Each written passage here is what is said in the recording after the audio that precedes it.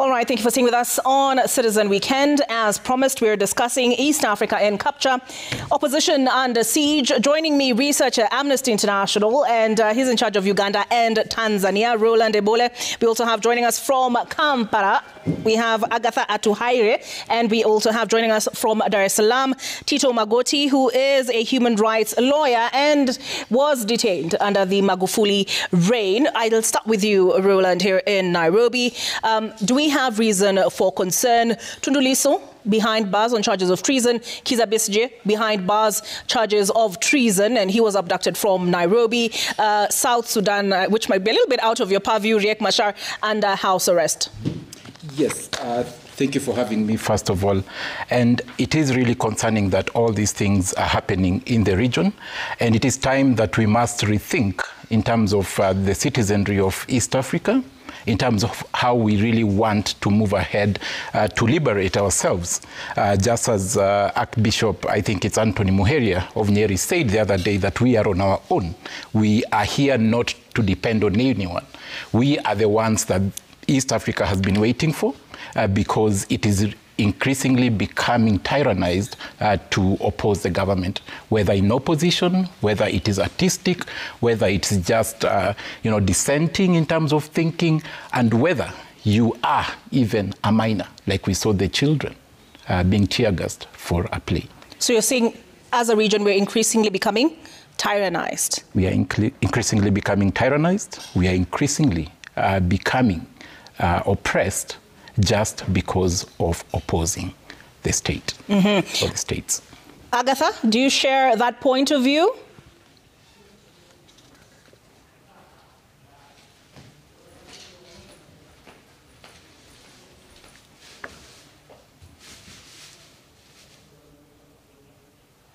Agatha, do you mind unmuting your sound? I can see you speaking, but I can't hear you. Are you on mute? All right, as we sort that out, let me bring in Tito. Agatha, we're working on that sound. Tito, you yourself were detained. As I mentioned earlier, do you hold the view that Roland holds, that given recent events, the indicator is that East Africa is increasingly becoming tyrannized?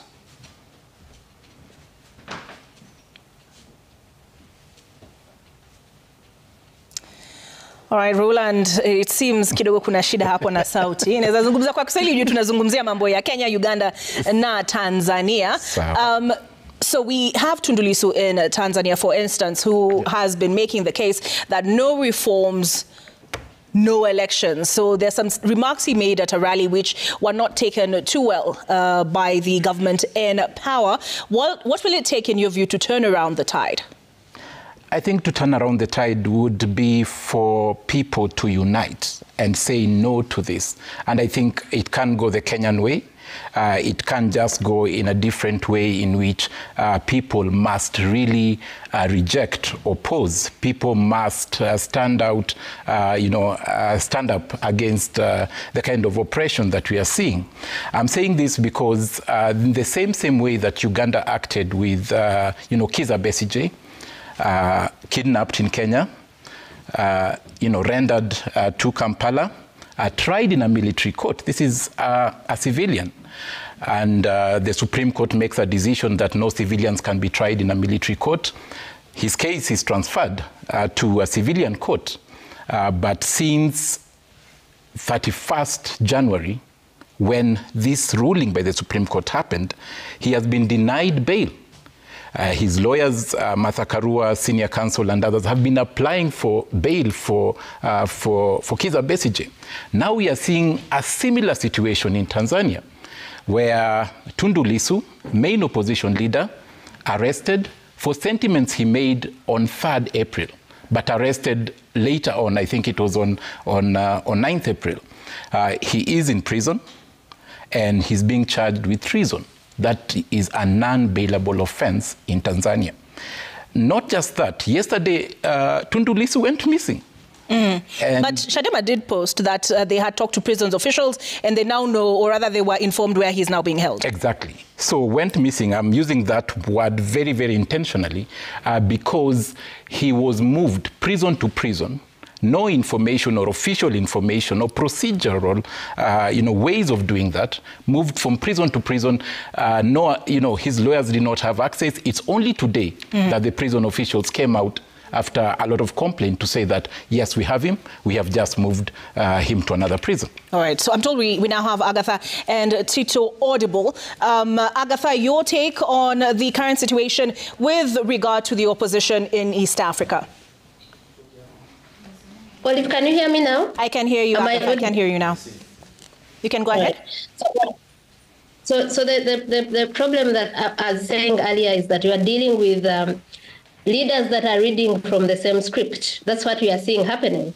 Because when you see what is happening in South Sudan, but then you also know President Museveni's involvement and what he's been doing in South Sudan since the birth of that country in 2011 or so, you realize that there's a coordinated collaboration in what's happening. When you see what has happened in Tanzania right now with Tundu Lissu being even moved from Dar es Salaam to an unknown place for hours, it's the same thing that has happened here. But this is not the first time, as you people know, that Kizza Besigye has been arrested.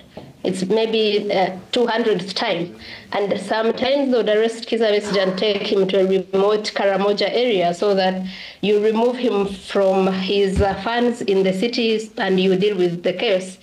On 11th of April, when we went to court for his bail ruling, many people were locked outside of the court premises. This is a public place, but they are worried that the more people gather and are unhappy, dissatisfied with the decision, they are fearing people's reactions, and that comes from the fact that what is happening is not according to the law. When you read the ruling of the bail application for Kizza Besigye, the judge clearly said he meets all the conditions for bail, but she concluded by saying she denies him bail. And we have a constitution that states that is very clear about the presumption of innocence. You have had this person in jail for 5 months, and you have not even done the very first step of committing him to the High Court, which is the court with jurisdiction to try him. And you continue saying investigations are ongoing. If investigations go on for 5 years, what will happen to the presumption of innocence? What will happen to someone that you have had in jail for 5 years if eventually you find him innocent? So it's a really worrying state of affairs, and I don't know what us as the citizens of East Africa are doing about it, because the leaders clearly do not care about people's rights, do not care about democracy, do not care about the rule of law. They are going to trample on every right, and it's up to us to maybe step up and stop what is happening. Riek Machar, the first issue was he could not move within South Sudan. He could not move outside the country. That was not enough for them. They decided to put him under house arrest. You have a leader that has been ill for a while. You have conflicts there. You have so many problems. But where we see our leaders putting resources is in repression, not in development, not in priorities of what is affecting their citizens. Mm-hmm. And I think that's a big problem. All right. Let's bring in Tito, because Tito, you have lived experience of the criminal justice system being used to repress. Perhaps you can give the viewer, an idea of what happened to you. I think you were held for a non-bailable offense in 2019. Yeah. This is you would say a continuity of what has been happening in Tanzania for a while, given the fact that CCM is a so-called ruling party and one of the oldest parties in Africa, have been using these tactics to remain in power. So they rig election and then they make sure that everyone is quiet, everyone is silent, so that they can eat the national cake quietly. And also in Tanzania, we've had a continuity of what you would call authoritarianism, maybe quiet authoritarianism, where the party is benefiting on not only rigging the election, but also using the repressive tactics, for example, enacting laws that limit fundamental liberties, and then the conversation ends in Dar es Salaam, or sometimes the conversation ends online. And also, you would look at Samia Suluhu as our first female president in the country. She came into power with so much colorful promises, only to the realization that she was lying, probably also lying to herself, that she's a reformist, so-called, a bit different from Magufuli. She promised a lot of, maybe she was overambitious. She didn't know how to use the political power to her advantage. But now she has known. And then you would look at the people surrounding her. It is what some analysts would call elite consensus that is now consuming Tanzania in a way that they really see that citizens want reforms and they're a bit afraid. And now they're trying to attack the forces behind these voices of reforms. In our case, from 2016, we've been having these attacks on these voices of reasons, including myself. I've been attacked.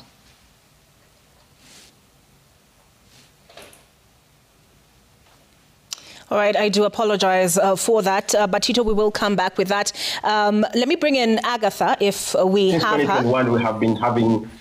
All right, you can go ahead, Tito. You are talking about your experience. You're saying you yourself have been attacked.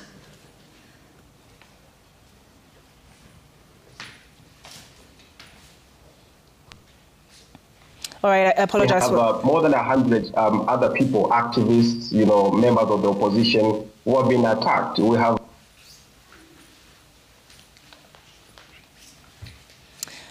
All right, I am so sorry, Tito. I don't know what is happening today with the Zoom, but we'll bring you in, Roland, and Tito, I will come back to you. But Roland, we see in Uganda, for instance, which is something I had wanted to ask Agatha about, the Supreme Court ruling on military courts presiding over matters of civilians, and there, from what I was reading, there will be another attempt to legislate that.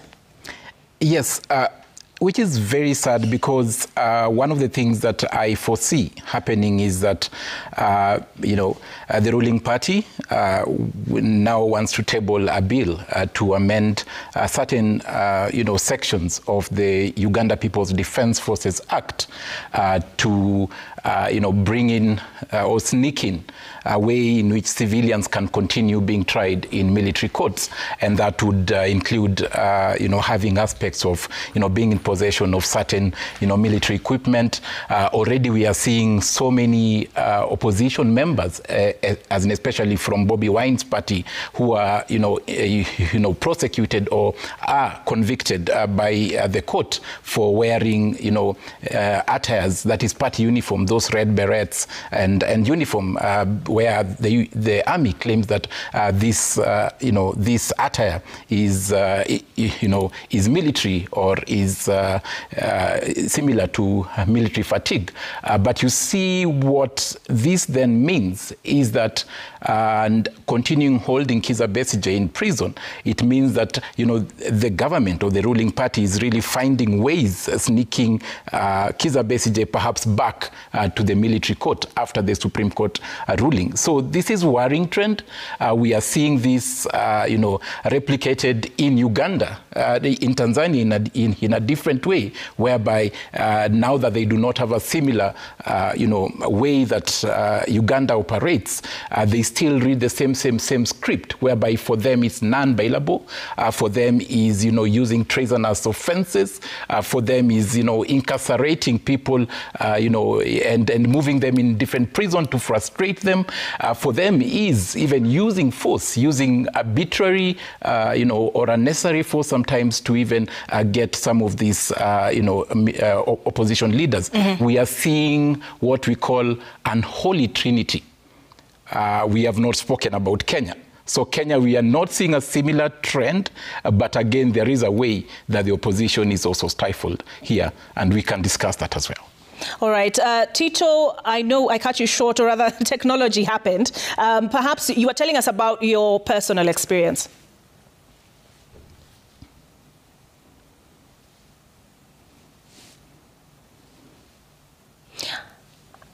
I can see Tito speaking, but I cannot hear him. All right, Roland, it appears it will be mostly you and I tonight. But there has been a very loud silence. Yeah. So, Agatha was talking about this complicity across the region, but there has been a very loud silence from regional bodies. We really haven't seen them come out and speak out against this. Where Riek Machar is concerned, we did see that AU and international bodies, including the UN, the US. How come we haven't heard the same thing where Kizza Besigye is concerned, where apart from civil society organizations and where Tundu Lissu are concerned? As I mentioned, and especially looking at the three countries, where I mentioned this unholy trinity, and mentioned that, Jumuiya ya Afrika Mashariki, we call, ourselves citizens wa Jumuiya, wananchi wa Jumuiya. It is time for us to know that we are on our own. It is time for people to just know the power that they have in terms of all these issues, and to come out and really reject, bad governance. Somebody I respect so much, Generali Ulimwengu, mentioned to me that Watanzania hupigana kwa Kiswahili. Violence or conflict happens so much in Swahili that it does not get out to the world. And it's time for Ugandans, for Kenyans, to look at Tanzania and know that, and tell them that, we stand in solidarity. We know your issues, we see you, and we are here to speak together, to work together, so that we somehow get to deal with this unholy trinity. Because, if leaders are united at the top to really, as I said, stifle opposition. And I mean all forms of opposition. We've spoken about it. In Tanzania, TikTokers are arrested, for criticizing, the president. In Uganda, TikTokers are arrested, for ridiculing, the first family. Okay. Roland, allow me to try. Again. At least for some quick closing remarks, Tito, can you hear me? Maybe we could try. Yes, sure. Can you hear me? Oh, no, I can't hear you. If you could quickly give us your closing remarks. I am sorry about that. Yeah, what I was saying is that Tanzania is experiencing a continuity of what CCM have been doing for over the past 60 years. It's a retaliation against civil liberties that is now, edged toward the upcoming electoral processes. And for us, we'll keep pushing because CCM wants to remain in power for as long as they want. And we cannot just let citizens be trashed by an elite consensus, which CCM is now exercising. I mean, it's a similar tactic that Mzee Museveni is undertaking in Uganda, making sure the political power. But then we are a community, we are civilized. We must assert our rights, and we must be in a position to be, to participate in governance fully without impediment. And, a word of solidarity to Tundu Lissu is that the region is watching because he is not a criminal and he has not committed any crime. It's a word of solidarity to Mzee Kizza Besigye. He is not a criminal. Because if these people are criminals, they would have been tried. And we want a fair, free, and open trial in the eyes of the public. And also we are speaking about these big men who are behind bars, but we have a lot of young people who have been disappeared. Speak about Deus Soka in Tanzania. He was taken in Dar es Salaam in broad daylight together with his other fellow colleagues. Samia has taken away, has disappeared a young people, a TikToker in Mbeya, who just drew a picture. He drew a picture himself and he burnt it, a picture that was said to be the picture of the president. And then now, how paranoid can someone be? Someone of a level of a president, being disguised by a picture, a drawing that I drew myself and then decided to burn it. So I think the region, the East African region needs, a new dawn where we want our voices to be listened, where we want our voice to count.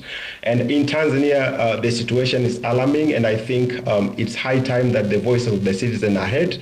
And also the citizen ourselves, we have to assert our rights, we have to go to the streets, we have to participate in these democratic processes and make sure that, we retain our position in the governance of the country. Thank you. All right, thank you, Tito. Agatha, your last word?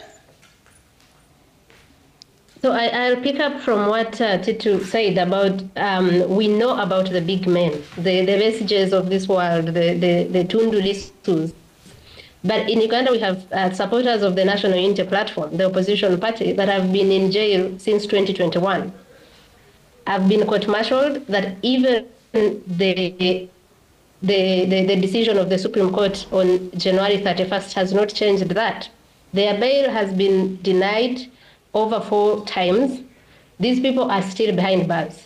You have all these arrests of civil society actors and lawyers. There was Aaron Kiza, the lawyer of Kiza Besigye, that was in jail until recently.